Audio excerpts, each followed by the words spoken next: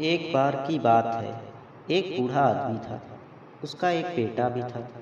उस बूढ़े आदमी के पास एक बहुत पुराना पत्थर पड़ा हुआ था।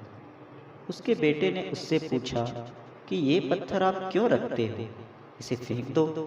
तो उस बूढ़े आदमी ने जवाब दिया कि बेटा, हर वस्तु की अपनी कीमत होती है, बस उसे सही जगह होनी चाहिए।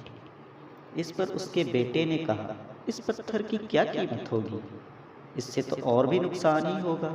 कोई इस पत्थर से टकरा जाएगा तो उसे चोट ही लगेगी। तब उस बूढ़े आदमी ने कहा, इसे ले जाकर उस सब्जी वाले के पास पूछो कि इसकी कीमत क्या देगा वो। उसके बेटे ने ऐसा ही किया। सब्जी वाले ने कहा, मैं इसके 20 रुपए दूंगा, जो कि मेरे वजन तोलने के काम आएगा। फिर वह अपने पिता के पास आकर बताता है। सारी चीज़ें उसने अपने पिता को बता दी। अब की बार वह बूढ़ा आदमी कहता है, इसे जो पुरानी चीज़ें रखते हैं उनकी दुकान पर ले जाओ और उनसे पूछो कि इसका कितना देंगे। तब उसके बेटे ने ऐसा ही किया। इस बार उसकी कीमत 2000 रुपये बताई। इस कीमत को सुनते ही उस बूढ़े आदमी के बेटे ने बहुत आश्चर्य किया और वह वापस आकर अपने पिता को सब बातें बताई। फिर बूढ़े आदमी ने कहा, इसे म्यूजियम में ले जाओ और वहाँ उसकी कीमत पूछो। तब उसके बेटे ने ऐसा ही किया।